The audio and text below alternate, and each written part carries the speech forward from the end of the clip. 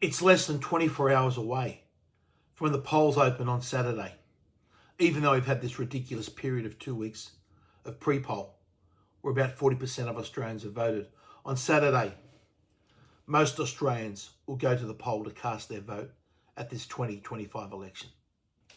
And the Albanese government should be facing an absolute hiding, an absolute shellacking.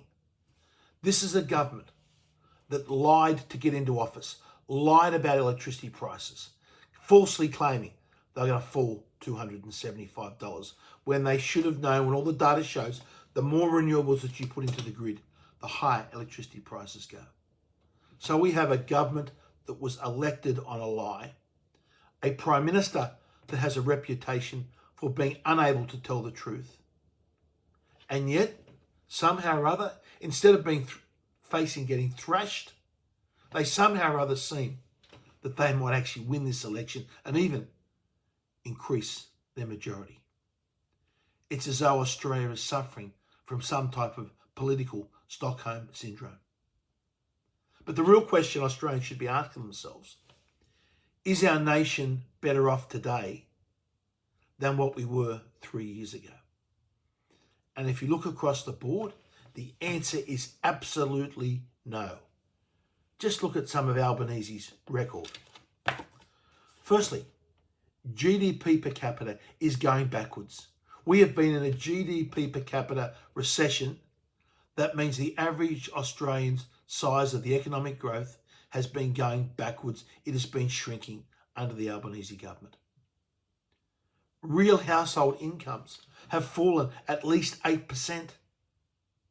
That is the largest fall on record of any government, and is also the largest fall of any nation anywhere in the developed world.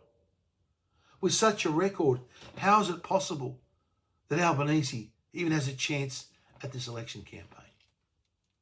But Albanese's failures don't stop there. We've got this Ponzi migration scheme that Albanese has been running, importing into the country 1.3 to 1.4 million people over the last 3 years. Completely off the charts. Almost double the highest that we've ever had before. And of course, you bring in this many people where you don't have the supply of houses, and housing prices go up through the roof. And in one term, Albanese has successfully destroyed the great Australian dream of home ownership for a generation of young kids. Kids that are now born in this country, that grow up in this country, that get good jobs in this country, can no longer afford to buy a home in this country because of the direct policies of the Albanese government and their Ponzi migration scheme.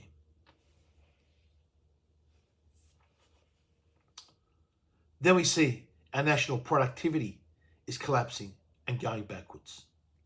Albanese tells us that, all these jobs that are created.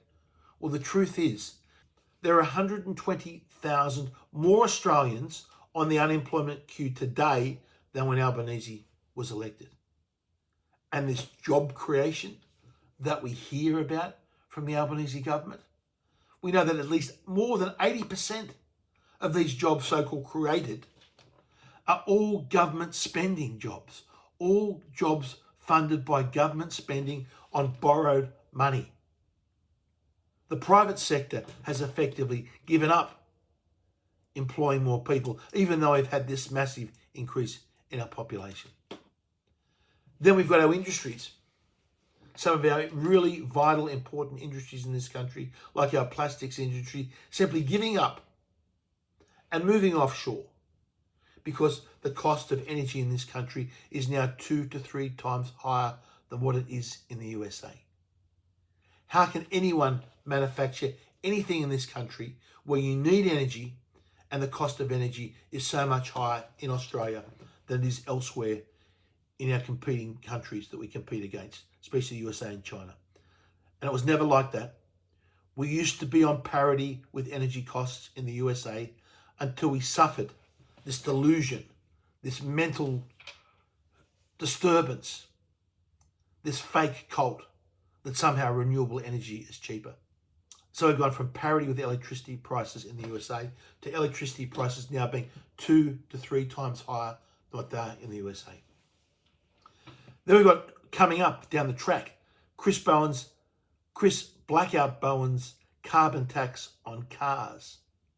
Where a car like a Ford Ranger, Australia's top-selling car, will have a carbon tax slug to it within the next 3 years of $15,000. Not $150 or $1,500. $15,000 is the carbon tax that will go on a Ford Ranger.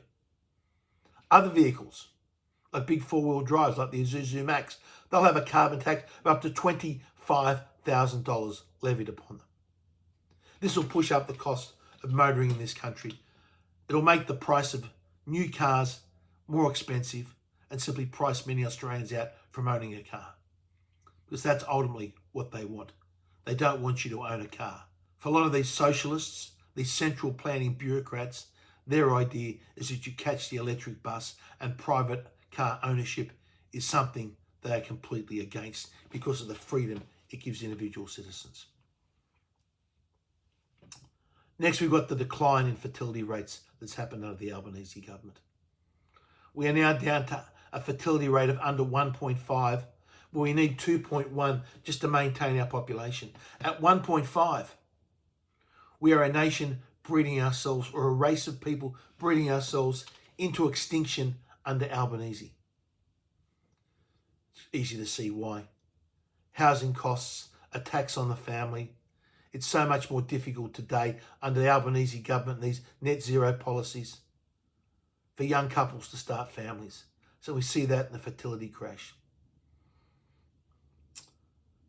Then we've got the Albanese government in their own budget papers saying they're going to need to borrow $115 billion over the next 3 years alone, and more borrowing out as far as the eye can see.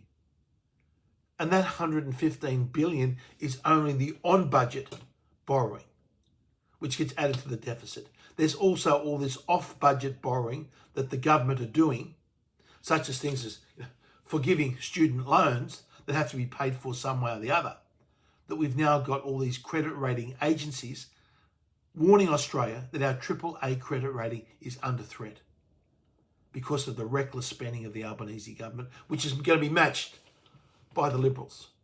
And if that credit, we lose that AAA credit rating, that simply means we have to pay more to borrow that money. The interest costs are higher, which means taxes go higher and higher again. Then we know after the election, we've got the E-Safety Commissioner working on it today. Australians will have to have digital identity every time they log on to the internet. That's been legislated. That's what the E-Safety Commissioner is working on. That's another attack on our freedoms, which will only come in after the next election campaign. So no matter how you measure it, if we look at how Australia is today compared to 3 years ago, we are poorer, we have less freedoms, and we have less opportunities in this country than we did when Albanese took office. And the next 3 years, Albanese is promising us more of the same. In 3 years' time, we'll be poorer again. Our freedoms will be more restricted, and we'll have less opportunities than we do today. That's what happens if we elect an Albanese government. And as I said, yet they appear as though they look like they're going to be re-elected. And who is also to blame for this? It is the weakness and the appeasement of the Liberal Party themselves.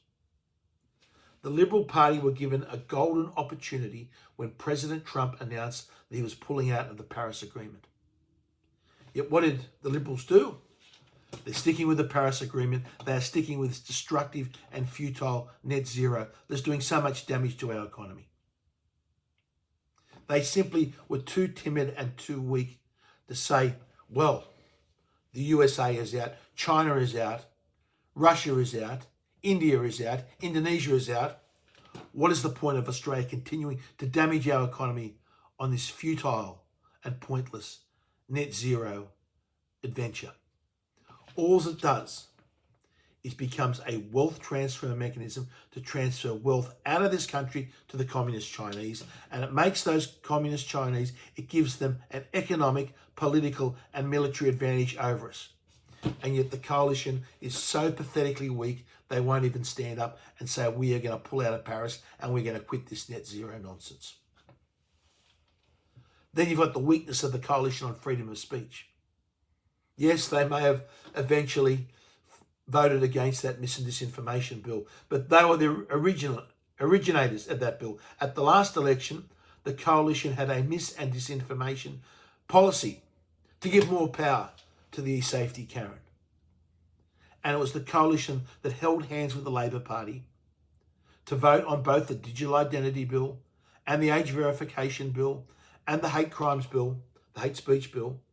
So now after this election, everyone will have to log on. You'll have to log on and show your digital ID. If you say something, they know where you live and they can come and arrest you and give you 5 to 7 years in jail. A massive attack on free speech, and the Liberal Party supported it and went with it. And then, of course, there's the issue of migration. The Liberals are paying a 25% cut. We need a migration rate of net zero for a number of years until our infrastructure can catch up. And what are the Liberals doing? 25% cut. That's not what we need. They have been so weak. They have been appeasing all these woke agendas. And now look where they are. They look like they're heading for an absolutely historic loss. So at this election, get out and send a message. Get out and send a message and vote one for the Libertarian Party. Tell the Liberal Party, too weak, too soft, too gutless. We're sick of your appeasement. And tell the Labor Party, what a joke that they actually are. How they are destroying their economy. A party that simply cannot lie straight in bed. Every time they open their mouth, they are telling the public lies. So no matter what state you're in, put your Libertarian number one in the Senate. Wherever we're running around in the lower house, put that Libertarian candidate number one. We've got some great, great people around the nation putting their hands up for the Libertarian Party. And here in New South Wales, we've got that joint freedom ticket that everyone was asking for. Come together as a joint group. We've done that in New South Wales with the Libertarians, the Heart Party, and Jared Rennick's People First. So let's please give us your number one vote in the Senate here in New South Wales. And with 1 day to go, and this disastrous result looming upon the nation, if you've got an hour to spare on election day, please don't sit at home on the couch and watch this disaster unfold. Start fighting back on election day. If you can give us just 1 hour on any polling booth around the nation to help hand out Libertarian how to vote cards, please send me a direct message on X. It's down on the links. Send me a direct message and I'll get one of our candidates to be in contact with you. And give us just an hour to help save your country from the disaster that we're going to heading down. In this next parliament, we're going to need fighters. We're going to need fighters that can stand up and hold this Albanese government to account. The Liberals have shown they can't do that. Let's get as many Libertarian candidates as we can elected into the next parliament, because one thing that you'll be sure of, we won't be frightened to take the fight up to the Albanese government. Authorised by Craig Kelly, Libertarian Party, Sydney.